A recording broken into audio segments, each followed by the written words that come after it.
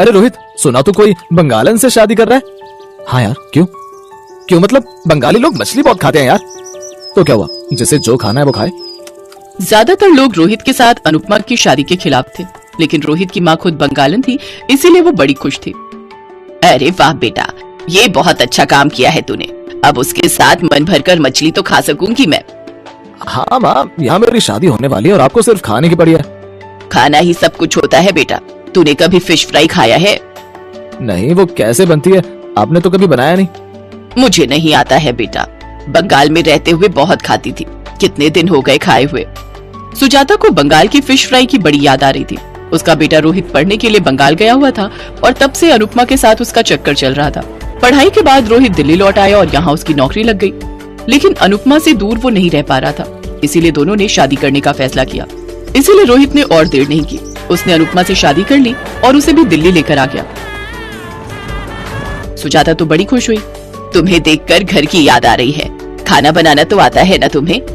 हाँ हाँ माँ जी, सब कुछ बना लेती हूँ। आपको क्या खाना है बोलिए। हाँ माँ बोलो ना, उस दिन जो बोल रही थी। हाँ बहू, फिश फ्राई बना लेती हो? अरे इतनी सी बात, मैं तो फिश फ्राई बनाने में माहिर हूँ। अनुपमा ने फटाफट 3 फिश फ्राई बना लिया और सभी बैठकर खाने लगे। सुजाता तो खाते ही खुश हो गई।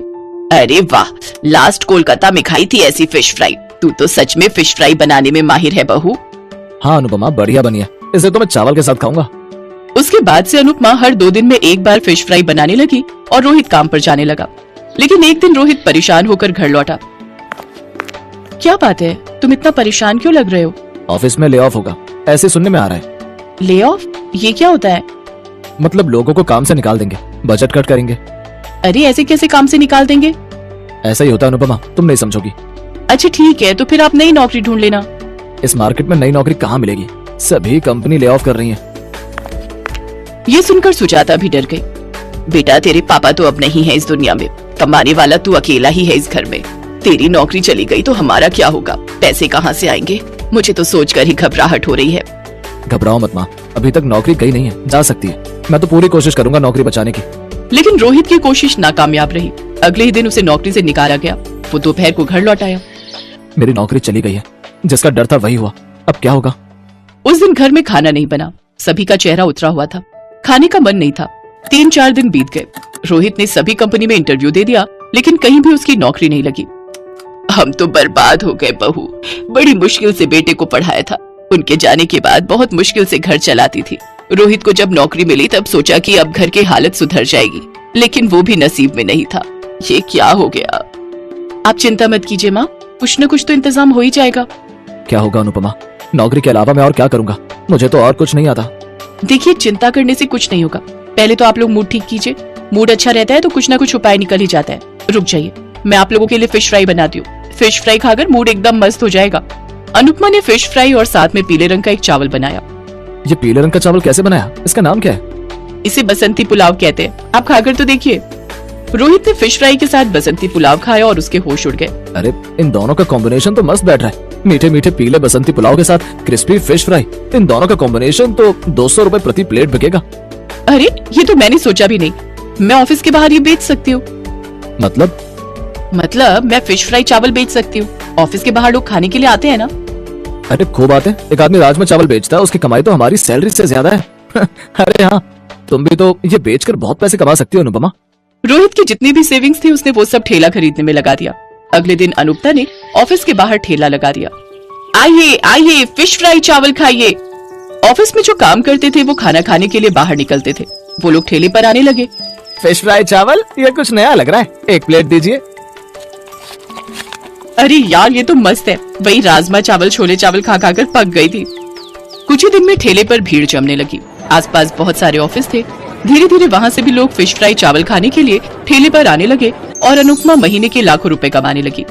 तुम तो मेरी सैलरी से बहुत ज्यादा कमा रही हो अनुपमा, अब से मैं भी तुम्हें मदद करने के लिए आऊंगा। रोहित ने नौकरी की कोशिश छोड़ दी और वो भी फिश फ्राई चावल बेचने लग गया। धीरे धीरे उनकी कमाई और ज्यादा होने लगी। अब उन्होंने उसी जगह पर जमीन लेकर एक ढाबा खोल दिया, जिसका नाम उन्होंने गरीब का फिश फ्राई चावल ढाबा रखा।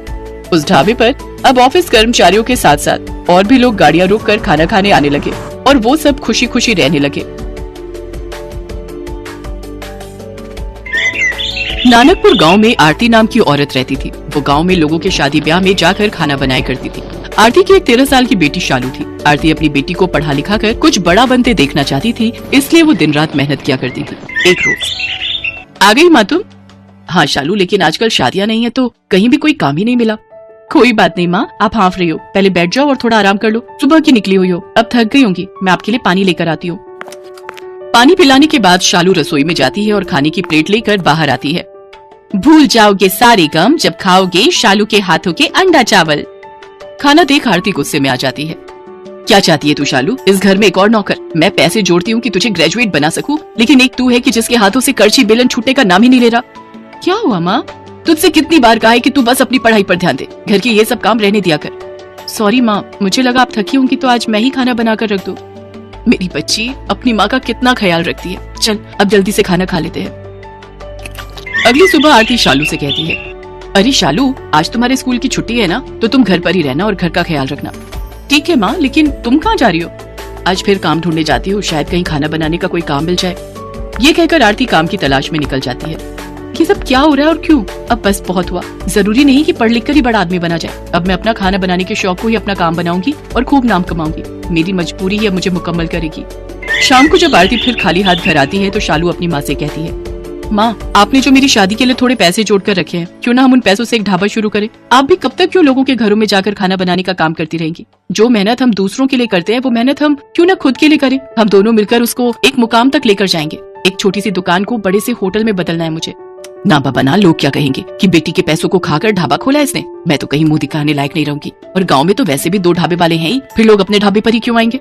माँ, तू समाज और लोगों के बारे में कितना सोचती है। लोग हमें खाने को नहीं दे रहे हैं, और रही उन 2 ढाबों की बात, तो उनको दाल चावल के अलावा बनाना ही क्या आता है। हम अपने हाथों के हुनर से इतना लाजवाब और स्वादिष्ट खाना बनाएंगे कि सबका मन जीत लेंगे, और फिर तुम देखना सब ग्राहक अपने ही ढाबे पर आएंगे खाने। हाँ हाँ ठीक है, पर तू साथ में अपनी पढ़ाई पर भी ध्यान देना। आरती शालू की शादी के लिए जमा रुपयों से एक ढाबा खरीद लेती है।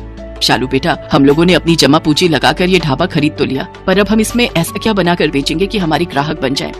माँ, अंडा चावल, और क्या? प्रोटीन से भरा अंडा चावल सबको गर्म रखेगा, और साथ में रायता और गुलाब जामुन बिल्कुल मुफ्त।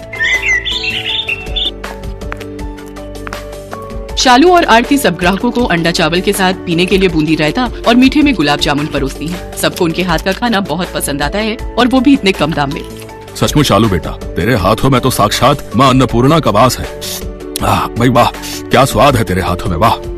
हाँ आरती बहन, तू तो बड़ी ही भाग्यशाली है जो इतनी होनहार बेटी तुझे मिली है। धीरे धीरे गांव भर में उनका ढाबा बहुत मशहूर हो जाता है, और उनके यहाँ ग्राहकों की भीड़ लगनी शुरू हो जाती है। शालू और आरती की दुकान अब काफी अच्छे से चलने लग जाती है, जिससे दूसरे ढाबे वाले उससे जलने लगते हैं। उसकी सफलता देख बगल के ढाबे वाला मंगत राम कहता है, इन माँ बेटी ने मिलकर हमारे काम की वाट लगा रखी है। लगता है इन दोनों को मजा चखाना ही पड़ेगा। अगले दिन मंगत राम ने अपने 2 गुंडों जग्गू और कालू को शालू के ढाबे पर भेज दिया, जहाँ पहुंचकर वो दोनों शालू की माँ आरती से बदतमीजी करने लगते हैं और कहते हैं, अरे सुनो छमिया है, अगर तूने जल्द से जल्द इस ढाबे को बंद नहीं किया ना, तो इसका अंजाम बहुत बुरा होगा बे। ये सब क्या बेकार की हरकत है? मालिक का कहना है कि ये ढाबा तुम जल्द बंद कर दो, समझे? नहीं तो आगे का अंजाम तो तुम दोनों जानते ही हो। अपनी ये धमकी किसी और को जाकर देना, वरना एक ऐसा थप्पड़ पड़ेगा ना। जग्गू और कालू कौन है ये कोई पहचान भी नहीं पाएगा। रुको, अभी पुलिस को फोन लगाकर तुम दोनों की हेकड़ी निकालती हूँ। चल चल कालू, ये लड़की नहीं सचमुच में आफत की पुड़िया है। क्यों तू इन गुंडों से उलझती है? अगर इन्हें इनकी सही जगह ना दिखाओ ना माँ, तो ये सिर पर चढ़ जाते हैं। जग्गू और कालू ये सारी बात जाकर मंगत राम को बताते हैं, पर मंगत राम आखिर कहाँ शांत बैठने वाला था। उसे एक चाल सूझती है और वो कुछ अंडे के आकार के पत्थर लेता है और उन्हें सफेद रंग से पेंट कर देता है, और फिर आधी रात को जाकर शालू के ढाबे में अंडों की जगह उन्हें रख देता है। अगले दिन जब आरती और शालू अंडा चावल बनाने की तैयारी कर रही होती है, तभी शालू की नजर उन अंडों पर जाती है। ये कैसे अंडे हैं जो इतने भारी हैं? अरे इसमें से तो रंग निकल रहा है। ये क्या? ये तो पत्थर है मम्मी। ये जरूर उस मंगत का काम होगा। वो तो अच्छा है कि तू बिना जांचे परखे कोई काम नहीं करती, वरना जाने क्या होता आज। अब तो हद ही हो गई मम्मी। अब आज रात को अपने इस ढाबे की रखवाली मैं खुद करूंगी, और उस मंगत राम का ढाबा तो मैं बंद करवाऊंगी। उधर मंगत राम कब से किसी हलचल के इंतजार में बैठा था।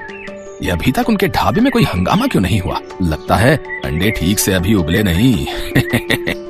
तभी मंगत राम शालू के ढाबे पर जाकर देखता है कि सभी लोग आराम से खाना खा रहे होते हैं। वो छुपते छुपाते एक ग्राहक से पूछता है, तुम्हें यहाँ का खाना कैसा लगा? क्या कुछ अजीब नहीं है क्या? अरे नहीं भाई, ये खाना तो बल्कि बहुत स्वादिष्ट है। आहा, अब ऐसा कैसे हो सकता है? लगता है तरकीब फेल हो गई। कोई नहीं, आज कोई नई तरकीब आजमाऊंगा। शाम को मंगत राम सफेद कंकड़ लेकर शालू के ढाबे में जाता है। आज तो ये सफेद कंकड़ चावल में मिला दूंगा, फिर देखता हूँ कैसे चलता है इन माँ बेटी का ढाबा। वहीं शालू और आरती छुपकर ये सब देख रही होती हैं। वो जैसे ही चावल में कंकड़ मिलाने लगता है तो शालू और आरती उसे रंगे हाथ पकड़ लेती है। साथ ही शालू इस सारी हरकत को अपने फोन में रिकॉर्ड कर लेती है और पुलिस को फोन कर उसे वहाँ बुला लेती है। मंगत चाचा, अगर कंपटीशन करना ही है तो सामने आकर करो, अगर इस तरह के काम करोगे तो फिर तो जेल की हवा खानी ही पड़ेगी। इसके बाद शालू और आरती अगले दिन से फिर से अपने काम धंधों में लग जाते हैं। कुछ दिनों बाद उनके गांव में एक फूड कंपटीशन होता है जिसमें जीतने वाले को 5 लाख इनाम देने की घोषणा होती है। शालू भी उस प्रतियोगिता में हिस्सा लेती है और वो अपने अंडा चावल की रेसिपी वहाँ पर बनाती है। इतने बड़े कंपटीशन को जीतने के लिए आपने इतनी साधारण सी डिश को क्यों चुना? आपको एक बार भी नहीं लगा कि आप रिजेक्ट हो सकती हैं? नहीं साहब, ये अंडा चावल ही मेरा घर चलाता है और इसकी वजह से ही मेरा ढाबा गांव भर में फेमस है, इसलिए मैंने यही बनाना उचित समझा।